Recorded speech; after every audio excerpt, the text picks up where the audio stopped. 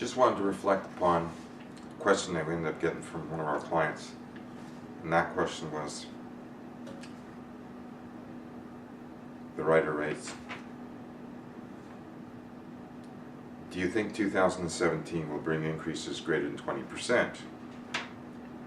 Your opinion, please. That's on the response to an article that he's read in that Hamilton Burlington leads Canada in terms of year-over-year price increases. The top markets for year-over-year price increases in 2016 were Hamilton Burlington, 20%, Fraser Valley, BC at 20%, Barrie, Ontario at 16%, and Kelowna, BC at 14%. Now, the issue with those numbers overall is they are based on averages for the entire city.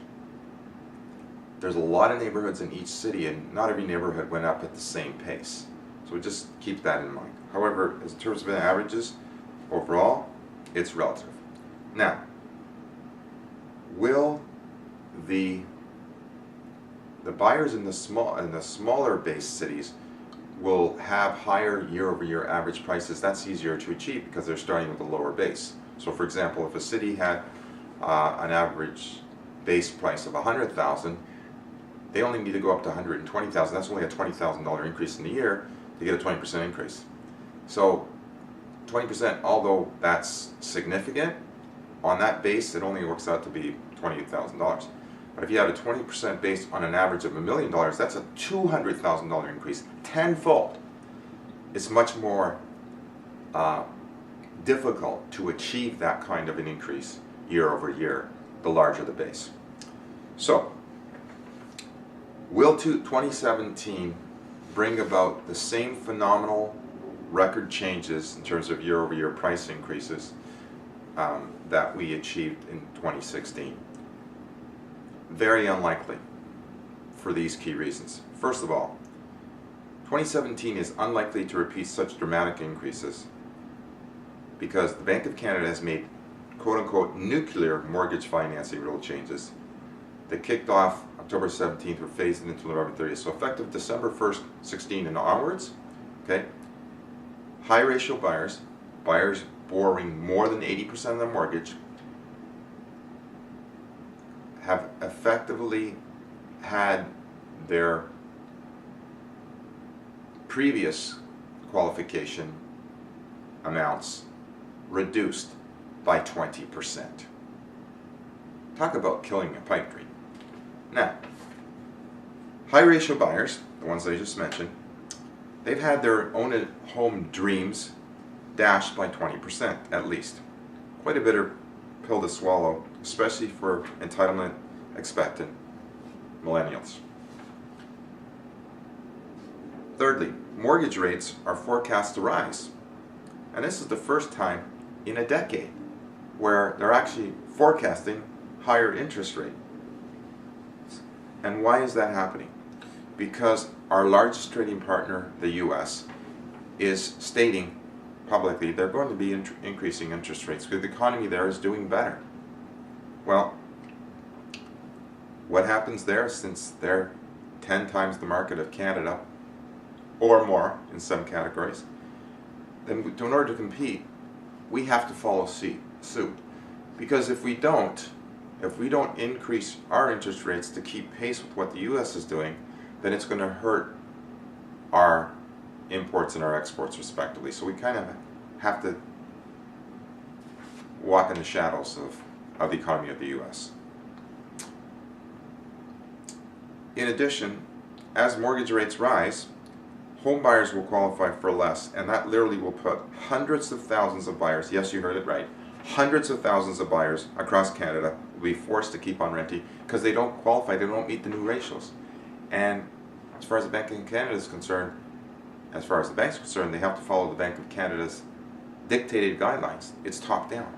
They don't have a choice. So how many people do you know that will get a wage income increase above the cost of living? A very small percentage. How many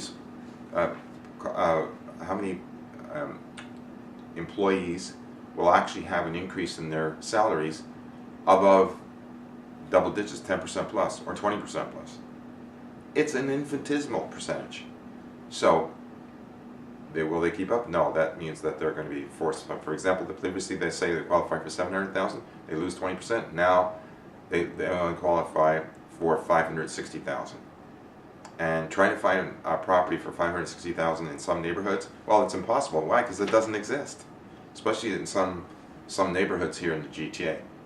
So keep that in mind. I mean, the average price in the GTA, as you know, topped 730,000 last December, and it's been a robust January thus far, despite the cold weather. So, which leads to the next point. Supply is still extremely restricted.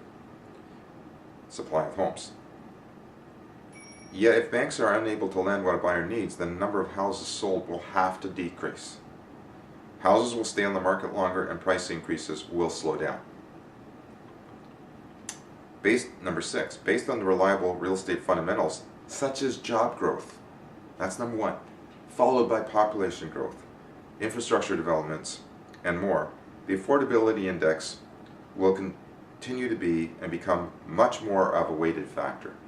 So once the affordability index tops 40%, and it's already there in Toronto and in the GTA, it's going to be extremely difficult to keep up that torrid pace.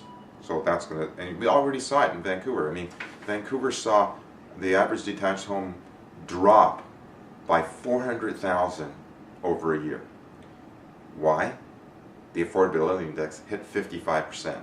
And quite frankly, after you pay your property taxes and you look at the cost of living, and you have to eat, everybody has to eat, and they have to carry their carrying expenses and commuting expenses and so on, insurance, there's nothing left over.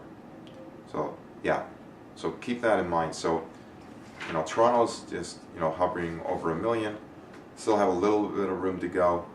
However, Toronto's not Vancouver. It's like the mini Vancouver with respect to prices.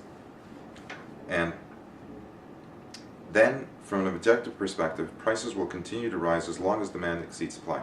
Will demand continue to exceed restricted supply? Yes, it is.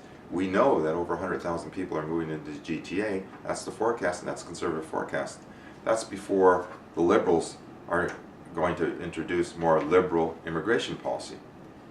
And that means more people coming in. So demand, again, is going to increase more. However, for the existing people that are here, based on their affordability, will they be able to qualify for it? We know hundreds of thousands of them won't across Canada. The people coming in, though, providing they're financially strong enough, then they will snap up that excess, those properties that the local buyers can't buy. That's a reflection of the free marketplace. So, and several pundits think that the increase in the GTA will slow down to approximately 4 to 5% increase versus last year, which is still very healthy growth with respect to real estate. Because 4 to 5% growth on the average of 730,000, I mean, you're talking about, you know, 30 to 40,000 in that range in round numbers. That's very, very significant. And so catch the uplift while you can. Till next time, Peter Mazzuchin, Actus Real Estate Group. Thank you.